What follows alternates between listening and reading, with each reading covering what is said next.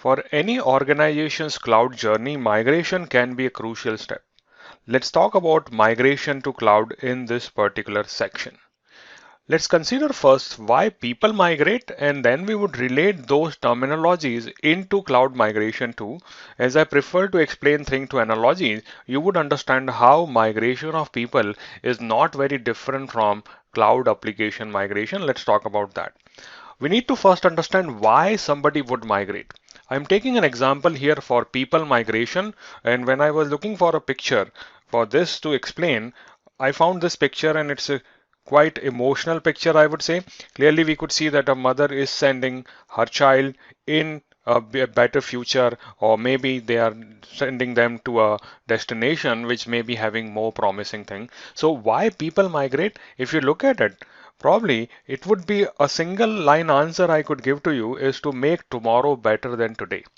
Whatever it could be career, it could be job, it could be better life expectation, it could be better cost, better living standard, it could be n number of things why people migrate, could be safety, could be living condition, could be better healthcare services. So these type of migration always happen. Now, it's not only humans migrate, you may have also seen a lot of bird migration happening too when a specific area does not have enough resources in terms of survival, then birds also migrate and go long distance to destination where they can survive and they may come back if the need be. When I put more context on this particular journey, that migration could be happening across country if I'm talking about people.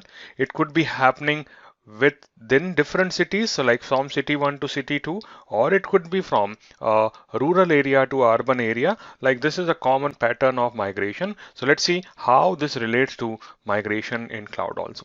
So we know why people are migrating to make tomorrow better than today. Now let's answer the question why organization migrate to cloud. Concept is same. They want to make tomorrow better than today for their applications, services, and that's where cloud migration can be a logical move. So organization are moving legacy application and data to the cloud. Consider you are an organization running a traditional on-prem data center, running Windows or SAP workload or database or mainframe services. You may want to move to cloud to modernize your application. So some goals we are trying to address here, let's talk about that. So the goals you may have as a business or an organization could be to accelerate business transformation. We have seen the way business has evolved over a period of time, and that's why to get the most out of that evolution, you may want to change the tactics or change the methods you were doing business before. So you may have to transform your business maybe in a digital format. Then you may want to increase agility and innovate quickly. On-prem traditional environment have challenges in innovation and agility is not that frequent there, but into cloud can be a beneficial thing for you, and that's why you may be willing to migrate. You may be also thinking to reduce operating cost. There is no point in maintaining data center, paying the electricity bill, and then ensuring air conditioning is working. Let me focus on reducing the operational cost. Also, I may want to migrate because I want to access the scale, performance, and operational benefit cloud offer. Maybe I want to use managed services. Maybe I want to scale my application to newer type of framework. That's why I may be looking to migrate my application. Or maybe I want to improve security and compliance. Maybe there are new compliance requirement or security standards I want to follow, and it is becoming difficult to maintain that standard in on-prem. Let me go to a managed service provider who would have already blueprint which I can leverage to implement in my solution so that I become compliant and secure. So these are the common things, common goals which people or which organization have in mind when they are migrating. Now, it is very important to understand why you are migrating. Concept is same. Let's say you migrate from job 1 to job 1 as an individual. Why you migrate? Maybe you are getting better position. That could be one aspect of it, right? Then another aspect could be maybe you are getting a pay rise. That's why you are migrating. Maybe you are looking for international migration from one country to another. So that's a location is important thing for you. Maybe you want to go back to a different destination. So you need to know why you want to migrate. And why is this important? Because once you migrate, you may want to check that, hey, I was looking for better pay scale. Am I getting it or not? Or maybe because my pay scale increased, my tax liability also increased, and I am not getting the benefit I was looking for. Or maybe location, I selected a place which is very remote, or maybe which is very cold or very hot, and that's why I'm not feeling comfortable there. So that's why we need to understand why we want to migrate. What is the main motivation for us to migrate to a destination? Could be cloud, could be a location, and that's once we have that why in consideration, we would be able to make better decision and we would be able to make major success of our migration. So that's why migration to cloud is important, and knowing the why we want to migrate is the most important aspect. Now, let's keep moving forward. Let's talk about how migration actually unfolds. I would use three simple words here: plan, prepare, and perform. Whether it is a people migration or an application migration to cloud, you have to perform these three steps. The naming convention can be different from cloud provider or service provider. For simplicity, I want to call it plan, perform, plan, prepare, and perform. Let's see what it means. So we want to talk about people migration first. So we want to plan that migration, right? You can't just wake up in the middle of night and by morning you migrate to another country or another place. There would be a lot of planning required for it. Once you plan what you want to achieve, you have to prepare for it. And then once you are prepared, then you would be performing that migration, right? Let's see what we mean by plan. So maybe you want to migrate to, let's say, country X or a position X. So you need to have skills for that, right? Then maybe legal requirement. Maybe if you are moving to a country, that country may require you to authorize to get a work visa. Maybe you are willing to go into a government job, and that is where security, you need to get some security clearances. So that could be legal requirement. Or maybe you are not native citizen of a country, and that's why you cannot apply to that particular job because it is only for the citizens of the country. So that could be thing. Then when we are planning, you need to plan for finance. When you are migrating, probably you would need some finance to support that migration. You may have some family obligation which you may want to fulfill. Maybe you have to take care of weather also in the destination place. Your kids schooling, is it there or not? Maybe you are a social person and you need social circle. You have to decide that. Is it, if you're moving with your pet, you need to understand that it is pet friendly or you can take your pets there. Transportation, accommodation, this is all you have to plan before you actually start to migrate. So hopefully this thing is clear that when people are migrating, these are things they have to plan. So this is what we call is assessing your readiness. Are you ready for migration? Do you have any gaps? So we are here doing what are the gaps we have. Maybe it is a skill gap, maybe it is a legal requirement gap, maybe it is a finance gap, whatever it is, we want to then fulfill that gap or we want to bridge that gap into the prepare phase. So let's say if I do not have these skills, maybe I have to acquire the skills required in that destination. Maybe I do not have legal requirement fulfilled. Maybe I have to find out the visa to support my work authorization there. Same thing, it will be what we will call prepare. So it could be visa for you or your family. Maybe your pet needs a vaccination certificate, so you have to go with that. Maybe if you want to move your car also, you may need some documentation to prove ownership and some emission standard probably. Cash, you would need cash. Obviously, you would need to exchange currency into the destination currency format.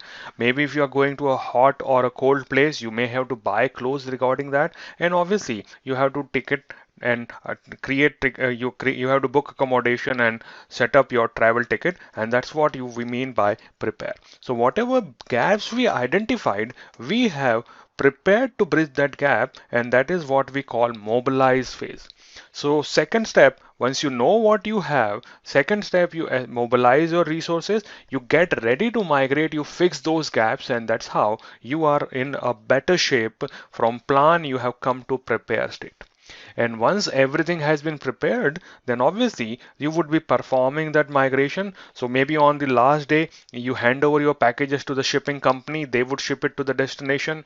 Obviously, you carry important documents with your passport, some currency, and you will follow best practices. Like if it is an international flight, you may have to go 3 hours early, or maybe you do not have to carry unnecessary things with you. Maybe that country has restriction on food items, so what you can carry, what you cannot. So you have to follow those best practices of migration so that you are stress free and be ready to adjust. Once you go to destination, there would be a lot of adjustment you may have to make, maybe on your routine, maybe on your daily way of doing things. You may have to make a lot of changes, so be ready to adjust, and this is what we call perform, and this is what we technically can call migrate and modernize, right?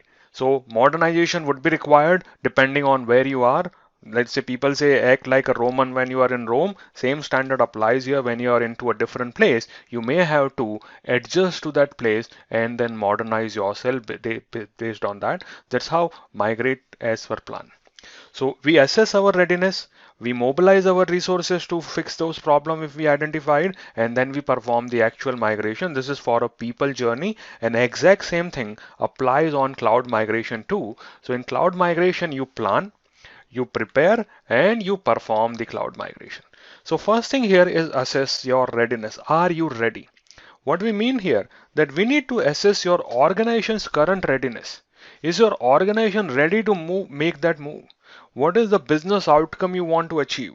If you have, let's build a business case so that we can measure our success once we migrate to cloud. So this information, I have to figure out that what is my readiness, and if I am not ready, what are the gaps? Once I identify those gaps, it could be technical, it could be business, it could be operational, it could be security related, it could be tools related, whatever it is, we have to identify for those gaps. So this is we are assessing our environment. Next thing we would prepare. So once we have a inventory of what all we want to migrate, then we would start preparing how we are going to migrate, what are the business case we are trying to fulfill, what gaps we have, and how we are going to build a baseline environment and develop cloud skill if my people are not aware about operation model in cloud or do not know about cloud. Maybe I have to train them. Maybe if I have some tape libraries, maybe even in my environment, it will not be portable as it is. So maybe we have to look for a way to move that data from on-prem tape libraries to cloud. So that will all come into prepare phase. So prepare phase is where you are getting ready to migrate. You fix the gap whichever was identified, and when at the end time comes, you would be performing that migration. So you migrate, validate, and optimize using 7 R's of cloud migration. We will talk about these 7 R, which are rehost, replatform, and other R's too. Idea is once you migrate, you may be looking to optimize whatever you have migrated. So optimize sooner than later. So as you could see, it is not very different than people migration. We plan, prepare, and perform. Exact same thing we expect into cloud migration too. Now, one thing we have to discuss here is cost saving expectation. This is a huge mismatch when it comes for understanding of businesses, how cloud operates. So we are trying to plot a graph between cost and time. Obviously, there would be some current operating cost which I am paying for my on-prem data center. How to calculate that cost, we will discuss about that into the next topics. But what we are expecting that we would be now having this target operating cost. Maybe this is one of the major area I want to focus for cloud movement so that I could keep my operating cost lower. Probably makes sense. But if we are expecting that this is going to be a smooth line transition like this, that expectation as soon as I move, my costs start diminishing and then I come to a point. That is a wrong expectation. What is reality? Let's talk about that. In reality, your cost would be like this. You would see increase in the cost. That increase in the cost is what we call a migration bubble, and then later this cost will come down to whatever you were targeting or whatever you have planned for. Right. So what happens in this migration bubble? Some activity. So there may be some one-time activities that increases cost during migration. You need to do planning and assessment. So you maybe need to hire consultant. You need to have migration consultant to help you. You may want to train your staff. Maybe you are using some third-party tools for migration. So that's why you are paying cost for that. For some time you may run a duplicate environment, and that's why you may pay cost. You migrated to cloud. You run your workload here also, and you are not removing your workload from on-prem also. So maybe it is still running. Maybe you verify everything for 1 month. So 1 month you paid cost for both the environments. So there are duplicate environment. Maybe there are some lease penalties. You are into a data center that has a 3 year lease. You are breaking that lease into 2 year. So you may have to pay little money to break that lease or as a penalty. So that could also be there. So be aware that when you are migrating, you may see a cost increase, and then later the cost should be stabilizing to the target you are looking for. Right. Now, in case of people migration also, if you are trying to migrate from place A to place B, obviously you need to pay for ticketing. Right. Maybe you need some vaccine certificate for that place. Maybe you need to have some documentation verified. Maybe you need to book transportation to move your goods. So obviously your cost has increased in that moment. Why? Because you are into this migration bubble. So I hope this thing is making sense, and we will discuss more in detail about how this migration plan, prepare and perform phase operate. We'll again compare people migration and cloud migration, and we will go into the various technical aspect of it. So join me into the next section where we'll be diving deep into migration. Thank you.